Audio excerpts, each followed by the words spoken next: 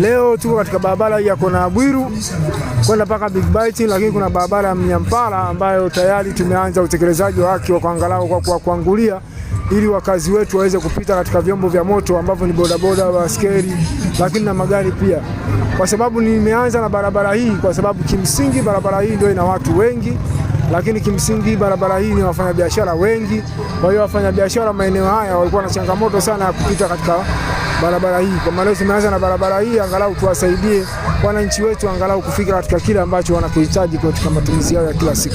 Okay, tumeona sasa umeanza na kituo cha afya kule juu, lakini sasa tumeona umehamia kwenye barabara, lakini tuliona umehamia pia kwenye ofisi za serikali ya mtaa. Kumradhi. Tukitizama sasa mwaka wa fedha ni tarehe 1 mwezi wa 7 2026. Wewe kama mheshimiwa diwani unawezaje sasa kufanya vitu kama hivi na wakati tukitizama huu sio mwaka wa fedha? Unajua uongozi ni ushirikiano na uongozi ni mahusiano. Kwa hiyo kazi kubwa Mheshimiwa Rais ambayo sisi wasaidizi wake tuko huko chini tunahitaji kufanya mahusiano baina ya viongozi wa kiserikali na sisi ambao tunapata nafasi za kisiasa. Kwa hiyo kimsingi ukiuhalisia ukiangalia majukumu ambayo yalikuwepo au changamoto yalikuwepo ndani ya kata yetu, mkurugenzi wetu wa wilaya Ilemela ameiona, lakini mheshimiwa mbunge ameiona, mstahiki meya ameiona. Kwa hiyo nilipopeleka hoja yangu ya msingi kwa ajili ya barabara hii ya Kona Bwiru, wakaona kweli inatija kabisa kuwasaidia wananchi. Japo mwaka wa fedha hujafika, lakini tuna jambo la kufanya kwa wakati ya barabara hiyo. Kwa maana hiyo namshukuru mstahiki meya, tulikubaliana mheshimiwa mbunge na mstahiki meya pia kwa pamoja tukakubaliana ile hoja yangu ambayo nimeipeleka kwenye kata yangu ya Nyamanoro, kwa maana tunataka kusaidia barabara hii.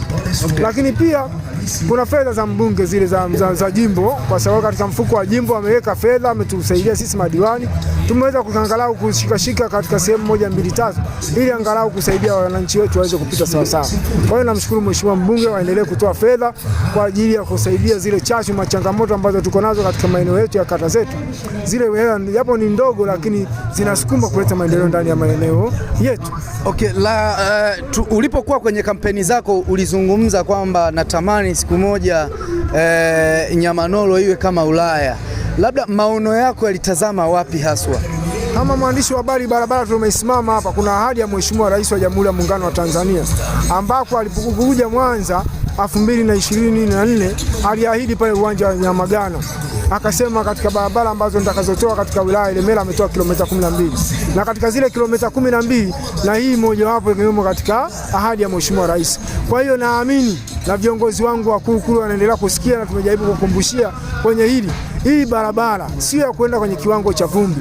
Hii barabara inahitaji katika kiwango cha rami. Na tunaamini viongozi wetu wanasikia na muda sio mrefu, kwa sababu tumeaminishwa bwana barabara hii inakuja kuwekewa rami.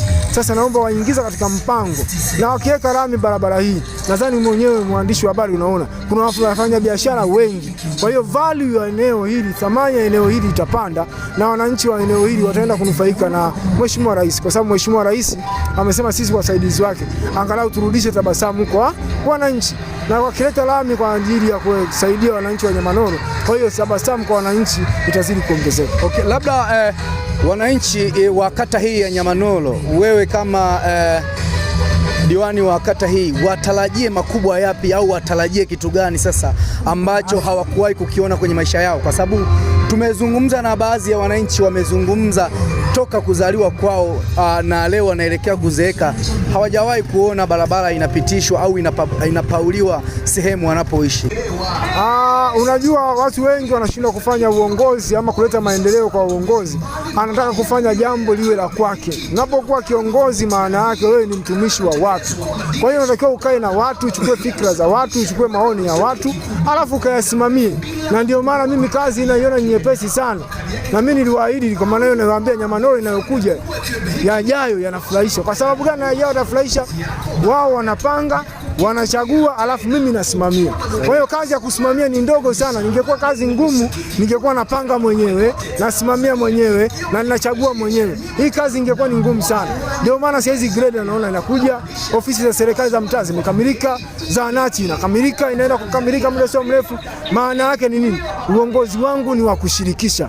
Kwa hiyo nawashirikisha wananchi wangu kwa kile ambacho wanachokitaka wao, mimi ndio naweza kusimamia. Na ninaposema hivi, wananchi wa Nyamanoro, barabara hii ya Nyamanoro kona Aburu Big Bite wanataka lami. Na Mheshimiwa Rais wa Jamhuri ya Muungano wa Tanzania Daktari Samia Suluhu Hassan hajawahi kuwa muongo. Kwa hiyo katika ahadi hiyo, mimi naamini ahadi hiyo itakuja lami. Maana yake ni kuwapelekea lami hapa. Watampenda Rais wa Jamhuri ya Muungano wa Tanzania, watampenda mbunge wa Jamhuri ya Muungano wa Tanzania, watampenda diwani wao, watapenda wenye viti wa serikali ya mtaa. Wananchi wanahitaji maendeleo, si maneno. Na mimi diwani wao nakuja kuwaletea maendeleo. Sasa ndio maana najichanganya nao. Na ndio maana wamenipa hilo jina ambalo umelisema wewe, Rais wa Gen Z.